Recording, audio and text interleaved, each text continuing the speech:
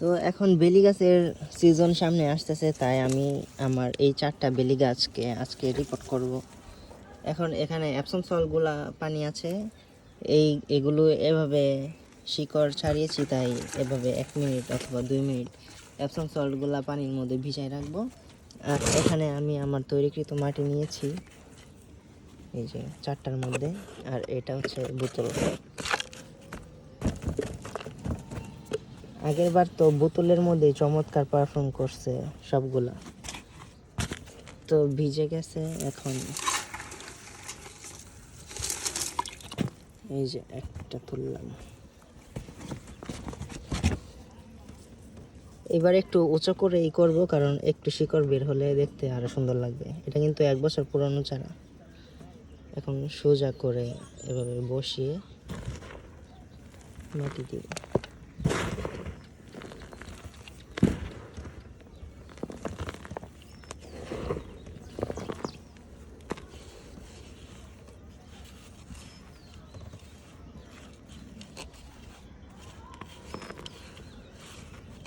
এই যে একটা মাটি দেওয়া শেষ।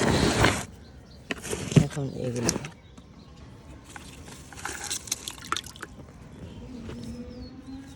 এটা লাগাবো এই মাটির টবটা।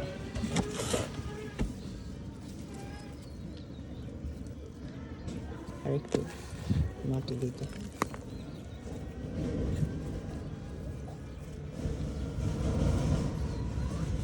এটাও সোজা করে বসিয়ে তারপর মাটি দিব।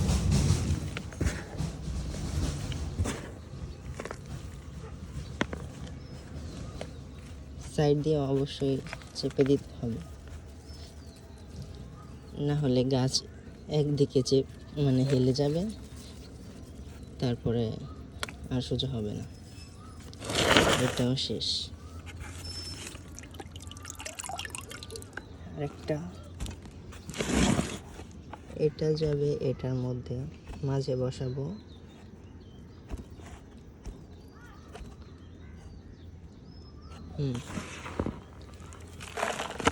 এখন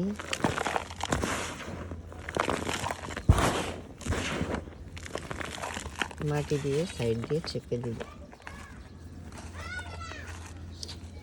2টা বোতলের মধ্যে লাগাচ্ছি আর 2টা মাটির জিনিসের মধ্যে লাগাচ্ছি। মাটিরগুলো একটু তাড়াতাড়ি মোটা হয়, কারণ মাটির টব সব ফুল গাছের জন্যই ভালো।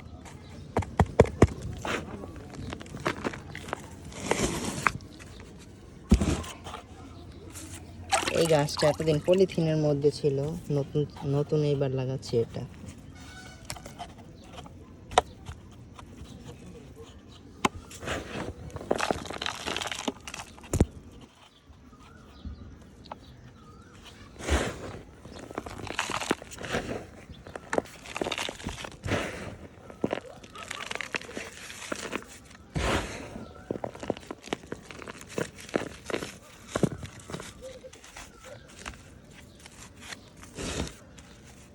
এই গোল জিনিসগুলোর মধ্যে সাইড দিয়ে ভালোভাবে চেপে দিতে হয়, না হলে এক জায়গা দিয়ে এভাবে বোচা হয়ে যাইব, আরেক জায়গায় এভাবে চোকা হয়ে যাবে।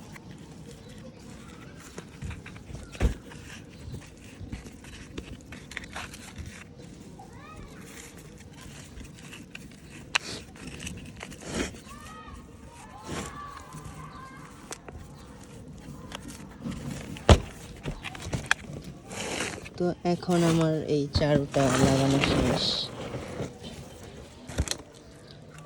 এগুলোর মধ্যে এখন আমার এই ভাঙা ডেকচিটা দিয়ে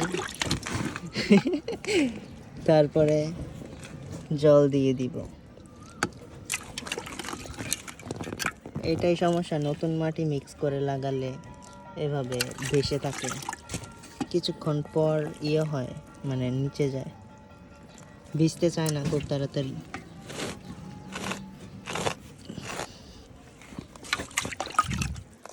তো অ্যাপসম সল্টগুলো পানি দিলে জানেন কি হয়, ওই যে গাছগুলো সতেজ থাকে, নুয়ে পড়ে না রিপোর্ট করার পর অথবা পটিং করার পর। তো শেষ।